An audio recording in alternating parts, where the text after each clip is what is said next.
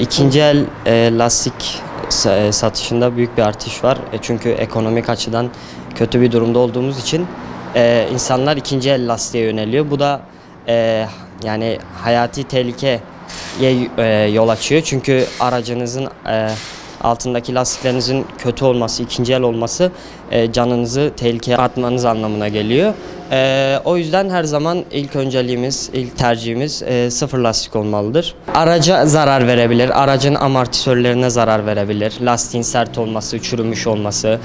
Yani her zaman önceliğiniz sıfır lastik olmalıdır ki aracınızın sürüş kalitesi, konforu, içeriye daha az ses vermesi gibi durumlar avantajlı olacaktır sıfır lastikte.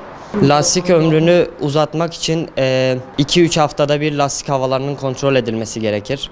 3-4 ayda bir balanslarının yapılması gerekir.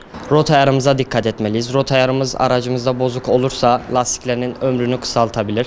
Lastiklerin kenarlarından yeme yapar. Eğer rota ayarımız bozuk olursa buna da dikkat etmeliyiz. Lastik hava basıncı düşük olursa lastiğin yanağında aşınma olur. Lastik daha çabuk erir. Lastiğin havası fazla olursa tabanda şişme yapabilir. Yani her zaman sık sık kontrol etmek gerekir. Lastiğin havası düşük olursa yakıt masrafınız artar.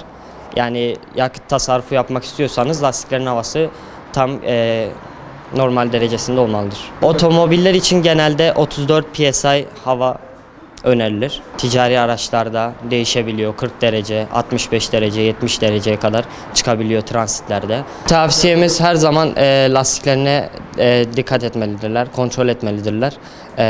Masraftan kaçınmamalıdırlar bu konuda. Çünkü araçlarımızın lastikleri bizim canımızı taşıyor.